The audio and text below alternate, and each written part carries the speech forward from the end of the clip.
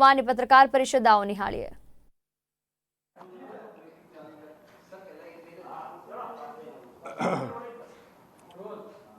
गुजरात राज्य मुख्यमंत्री श्री विजयभाई रूपाणी द्वारा आज दुकानदारों माटे खूबज एक महत्वपूर्ण निर्णय लेवामां आवेल छे, जेना भागरूपे गुजरात राज्यना तमाम जिल्लाओं में आवेली दुकानों ए आवती काले तारीख 26/4/2020 थी चालू करवानो छूट आपवा बाबत में निर्णय लेवामां आवेल छे। एटले कि आवतीकाल थी राज्यना तमाम शहरों जिल्लाओं में मॉल अने मार्केटिंग कॉम्प्लेक्स सिवायनी जग्याए तमाम दुकानों पोताना धंधा व्यवसाय करवा माटे खोली शकाशे। खास करीने शॉप्स एंड एस्टेब्लिशमेंट एक्ट हेठळ जे दुकानों नोंधायेली होय ए तमाम दुकानों ने आवतीकाल थी खोली शकाशे। एना 2-3 एमां शर्तो राखवामां आवी छे। पहली शरत ए छे कि ये दुकान कंटेनमेंट एरिया नी बहार आवेली होवी जोईए, एटले के जिल्ला वहीवटीतंत्र द्वारा जे विस्तारों ने कंटेनमेंट एरिया तरीके आइडेंटिफाई करवामां आवेल होय एवा कंटेनमेंट जोन में कोई पण दुकान खोली शकाशे नहीं, परंतु कंटेनमेंट एरिया में न होय एवी तमाम दुकानों आवतीकाल थी चालू करी शकाशे। बीजी शरत है कि मास्क अने सोशियल डिस्टन्सिंग एनो फरजियातपणे पालन करवानुं रहेशे।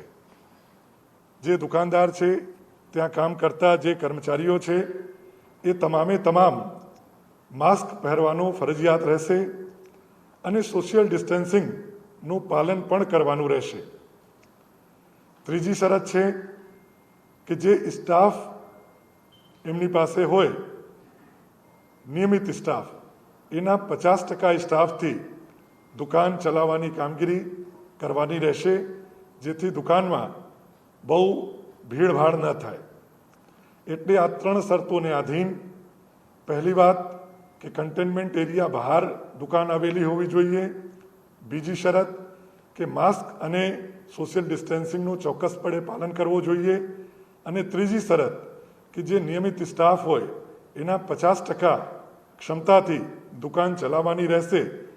એ 3 શરતોના પાલન કર્યેથી આવતીકાલથી તમામ જિલ્લાઓમાં શહેરોમાં મોલ અને માર્કેટિંગ કોમ્પ્લેક્સ સિવાયના દુકાનોને છૂટછાટ આપવામાં આવી છે।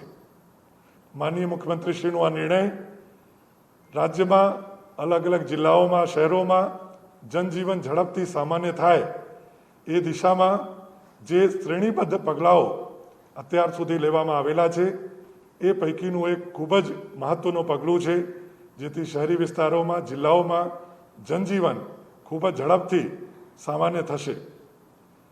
आ बाबत में पास कढावा माटे पण कोई दुकानदारोए जवानी जरूर नथी, परंतु एमनी पासे गुमास्ता धारानो लाइसेंस हो एनी कॉपी राखी शके।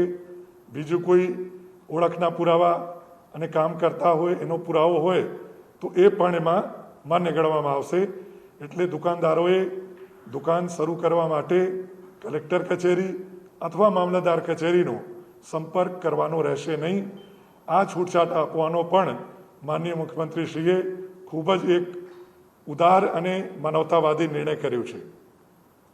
बीजी एक महत्वनी जाहेरात है कि आईटी अने आईटी सर्विसेस साथे जोड़ायेली जे इंडस्ट्रीज है ए इंडस्ट्रीज ने पण कंटेनमेंट जोन नी बहार चालू करवानी मंजूरी आवतीकालथी आपवामां आवशे।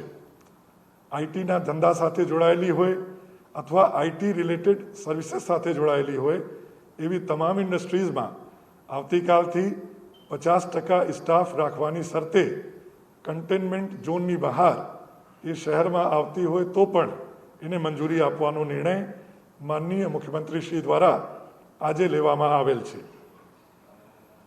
એક ત્રીજો મહત્વનો નિર્ણય સરકારશ્રી દ્વારા લેવામાં આવેલ છે, જેમાં ગુજરાતની જે સહકારી મંડળીઓ છે એની વ્યવસ્થાપક કમિટીની મુદ્દત 5 વર્ષની હોય છે.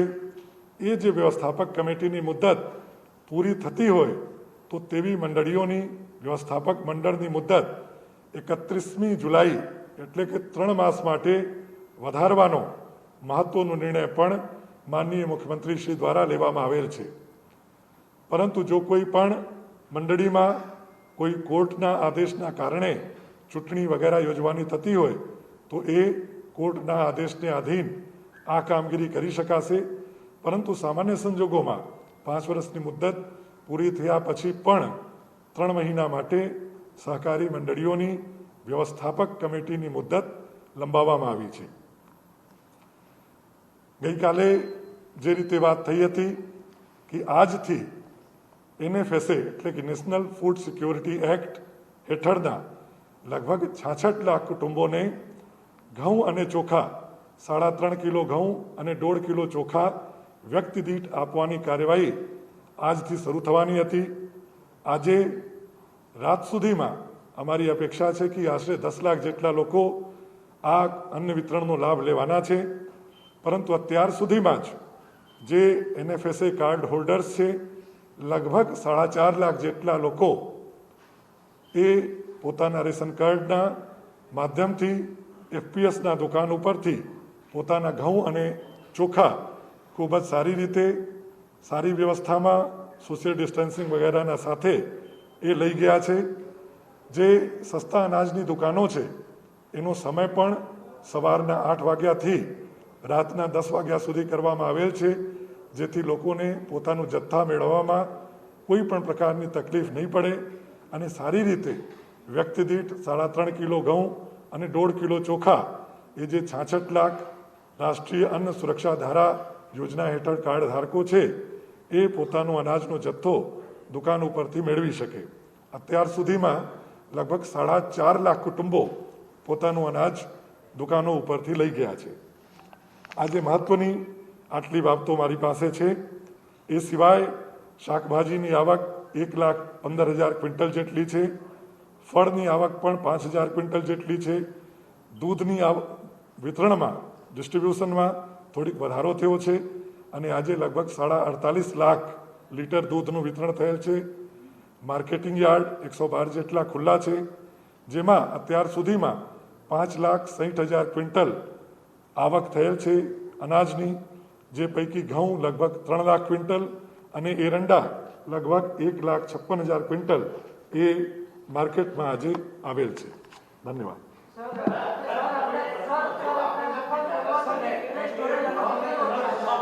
વન બાય વન જી. હા, લોકો કઈ રીતે આ દુકાનો સુધી શોપિંગ કરવા જઈ શકશે એ માટે કોઈ કેમ્પેન ડિક્લેર કરવામાં આવશે. સેકન્ડ કે જે ઠંડા પીણા છે, પાન પાર્લર છે, આઈસ્ક્રીમ છે, આ બધી દુકાનો પણ ખુલી શકશે. સર, હોટલ રેસ્ટોરન્ટનો પણ યસ. ખાસ કરીને જે કેન્દ્ર સરકારે 3 સ્પા પછી સલૂન અને 3 બીજી લીકર આ 3 શોપ નહીં ચાલુ કરવા માટેની વાત છે, તો અન્ય કઈ દુકાનો અહીંયા આગળ નહીં ખુલી શકે?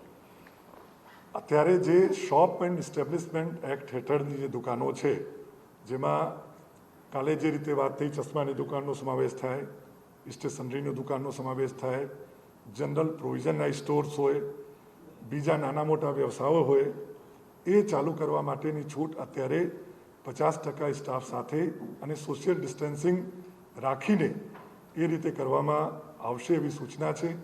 મોલ અને માર્કેટિંગ કોમ્પ્લેક્સમાં હાલ છૂટછાટ આપવામાં આવી નથી. જે બીજા પ્રશ્નો છે, સેલૂનને ચાલુ કરવા દેવામાં આવશે કે નહીં, આઈસ્ક્રીમની દુકાનોને ચાલુ કરવા દેવામાં આવશે કે નહીં, એ બાબતમાં પણ એક વિગતવાર જે નિર્ણય છે કઈ કેટેગરીને બંધ રાખવાની થાય છે, બહુ ઓછી કેટેગરી હશે પણ એ અમે 7 સુધીમાં એની પણ જાહેરાત કરી દઈશું. बैठ के आराम से पूछिए जी. મેં જે રીતે કીધું કે કન્ટેનમેન્ટ એરિયા ડિફાઇન થયો હોય એવા વિસ્તારમાં દુકાનો ખોલી શકાશે નહીં, પણ કન્ટેનમેન્ટ એરિયા સિવાયના વિસ્તારમાં દુકાનો ખોલી શકાશે.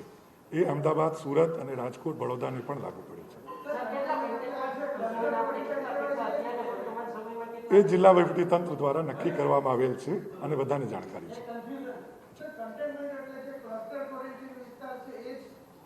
એમ જ માનવાનું કારણ રહે છે. દાખલા તરીકે હું આપને કહું, એને ક્લસ્ટર કન્ટેનમેન્ટ ઝોન જ કહીએ છીએ અને એ અમદાવાદનું જે દાખલા તરીકે જે જૂનો અમદાવાદ છે, ઓલ્ડ સિટી, એને અત્યારે ક્લસ્ટર કન્ટેનમેન્ટ ઝોન તરીકે રાખવામાં આવ્યું છે. એ જ રીતે ભાવનગર, સુરતમાં પણ છે.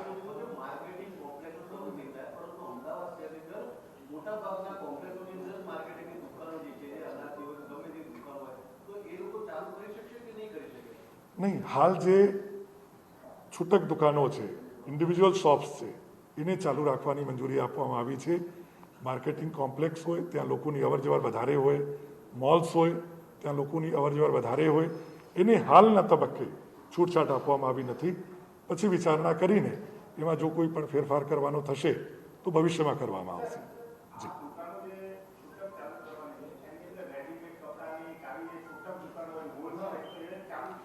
જરૂર એ ચાલુ થઈ શકશે. તમામ દુકાનો જે શોપ એન્ડ એસ્ટાબ્લિશમેન્ટ એક્ટ, જેને આપણે ગુમાસ્તા ધારા ગુજરાતીમાં કહીએ છીએ, એ હેઠળ નોંધાયેલી હોય એવા દુકાનો ચાલુ કરી શકાશે. પણ બીજા પ્રશ્નો જે છે કે ઠંડા પીણું કે નહીં, કે આ બધું થોડીક એમાં વર્કઆઉટ કરીને વધુ સ્પષ્ટ જાહેરાત તમે કરી દઈશું.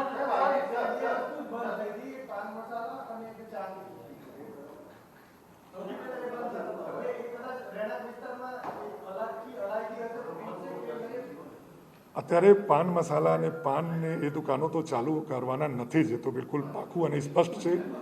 જીવન જરૂરિયાતની જે વસ્તુઓ છે અને ખાસ કરીને જનજીવન સામાન્ય થાય એના માટે છે. એટલે પાન મસાલો એ છેલ્લે જ આવશે, એમાં અત્યારે તો નથી થવાનું.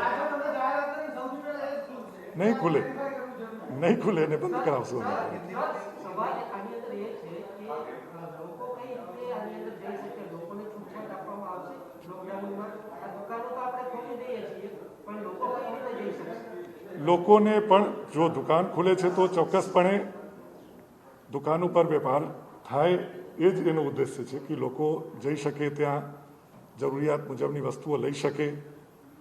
પરંતુ લોકડાઉનની સ્થિતિમાં વધુમાં વધુ ઘરની અંદર રહેવાનું, બિનજરૂરી અવરજવર ટાળવાનું જે સૂચના છે એ તો છે જ. પરંતુ કોઈને કોઈ ખરીદી કરવી હોય, સપોઝ કોઈને મોબાઈલ રિચાર્જ કરાવવું હોય અથવા બીજી કોઈ મોબાઈલ ખરીદવું હોય, કોઈને બગડી ગયું હોય, તૂટી ગયું હોય, તો એ ચોક્કસપણે ત્યાં જઈને લઈ શકશે. એક સૂચના જે બીજા કામદારો માટે ને બધા માટે આપવામાં આવી હતી કે જો 4 વ્હીલર હોય તો એમાં ડ્રાઈવર +1 એટલે કે 2 જણા, અને 2 વ્હીલર હોય તો સિંગલ સવારી. એ રીતની સ્ટેન્ડિંગ સૂચનાઓ MHA દ્વારા ભૂતકાળમાં આપવામાં આવી છે. એટલે અત્યારે પણ આ સૂચનાઓ અમલમાં રહેશે કે 4 વ્હીલરમાં 1+1 અને 2 વ્હીલરમાં 1 સિંગલ સવારી એ રીતે કરશે.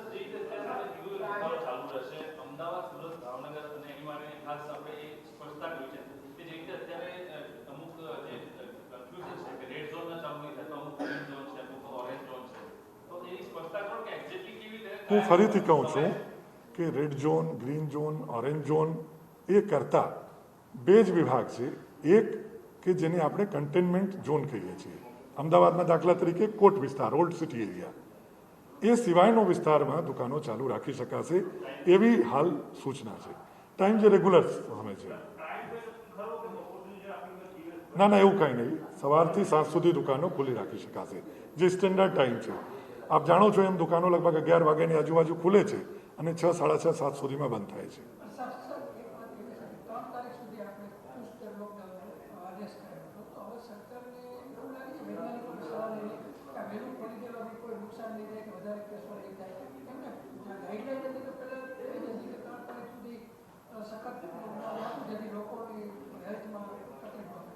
લોકડાઉનનું ઉદ્દેશ્ય જે છે કે ઓછામાં ઓછું લોકો ઘરની બહાર નીકળે.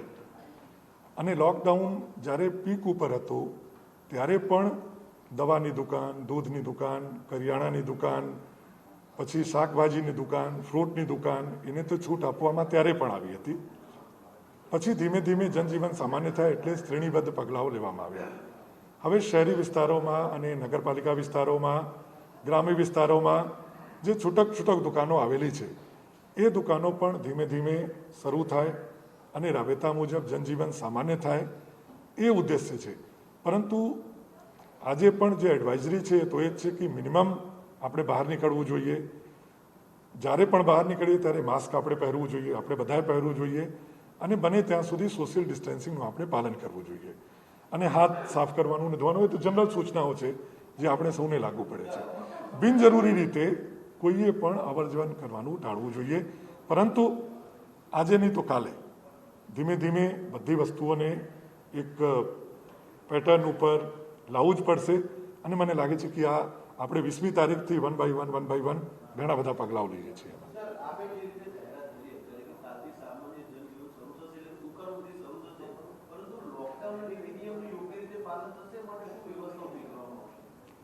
એના માટે પોલીસ અને જિલ્લા વહીવટીતંત્ર ચોક્કસપણે કોઈ જરૂરતની સામાન લેવા માટે જાય, આ એક વાત છે. અને બીજું કોઈ માણસ એમને ફરવા માટે બહાર નીકળે એના બહાના હેઠળ એ બીજી વાત છે. પોલીસ અને વહીવટીતંત્ર તો એના માટે જે કાર્યવાહી કરવાની હશે એ કરશે જ. પરંતુ at the end of the day મેં 4-5 વખત કીધું છે કે જો હું અથવા મારો દીકરો કે મારી દીકરી કે મારા વાઈફ કે જો એમને બહાર ફરવા માટે જાય તો તકલીફ એમને પડવાની છે પહેલાં, અને એમને તકલીફ પડશે એટલે ઘરે આવશે એટલે મને તકલીફ પડશે. એટલે એમાં બધાએ જવાબદારીપૂર્વક સમજી વિચારીને કરવાનું છે. એ કોઈ લોકડાઉન એ કોઈ જેલ નથી, એ કોઈ બંધન નથી, એ આપણી જીવનની સુરક્ષા માટેનું છે. એટલે મારી એવી હું ચોક્કસપણે માનું છું કે આજની તારીખે બધાને આ ગંભીરતાનો ખ્યાલ છે. એટલે જ લોકડાઉન ગુજરાતમાં એટલા અંશે સફળ છે. લોકો બિનજરૂરી બહાર નીકળતા નથી. ખાસ કરીને જે વિસ્તારોમાંથી હું જાઉં છું ત્યાં તો બહુ સારી રીતે લોકો સ્વેચ્છાએ અને સ્વયંભૂ રીતે ઘરમાં રહીને બધાનું પોતાનું કરે છે. ઇવન ઘણી સોસાયટીમાં તો આપને ખ્યાલ હશે કે દૂધ વગેરેનું પણ સોસાયટીના ગેટ ઉપર જ લઈને પછી ઇન્ટરનલ ડિસ્ટ્રીબ્યુશન. એ જ રીતે શાકભાજીમાં ફેરિયા આવે ને, કેમ કે આ વસ્તુ જીવન સાથે જોડાયેલી છે અને દરેક જીવનને પોતાનું જીવનું મોહ તો હોય. એટલે એ રીતે છે. હું નથી માનતો કે એનો કોઈ બહુ ગેરલાભ કોઈ લેશે, અને ગેરલાભ લેવું પણ ન જોઈએ. અને જે લોકો પણ ગેરલાભ લેશે નુકસાન એમને જ થવાનું છે. એટલે એમાં પોલીસ અને તંત્ર તો પોતાની ભૂમિકા ભજવશે જ, પણ at the end of the day એક નાગરિક તરીકે, એક પુત્ર તરીકે, એક પિતા તરીકે, એક ભાઈ તરીકે આપણે પણ એમાં રોલ બજાવવો જોઈએ. અત્યારે નહીં, હાલ નથી ચાલુ થયું. પબ્લિક ટ્રાન્સપોર્ટ ચાલુ નથી થયું. નહીં, એ બી અત્યારે નહીં. અને ગ્રેજ્યુઅલી જેમ જેમ સૂચનાઓ આપશે તેમ તેમ અમે કરશું. મારું એવું માનવું છે કે એ શરૂ થશે એના કારણે.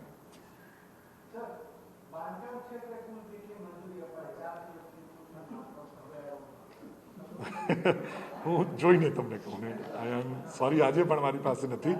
કોર્પોરેશન અને નગરપાલિકાની વિગત છે, પણ એ વિગત લઈને, કેમ કે 2-3 સારા મુદ્દાઓ હતા જે પબ્લિકની સ્પર્શે એવા છે, એટલે એના ઉપર થોડીક કાલે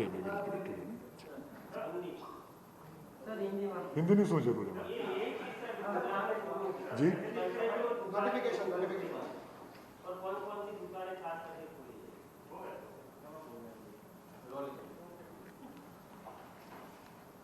गुजरात में कल से मतलब रविवार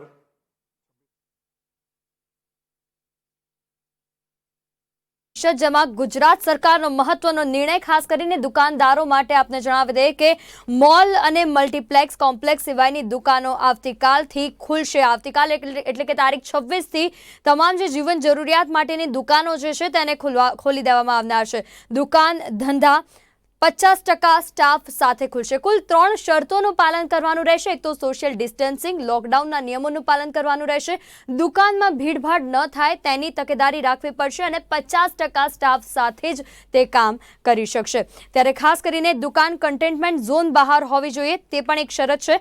સોશિયલ ડિસ્ટન્સિંગનું પાલન થવું જોઈએ છે.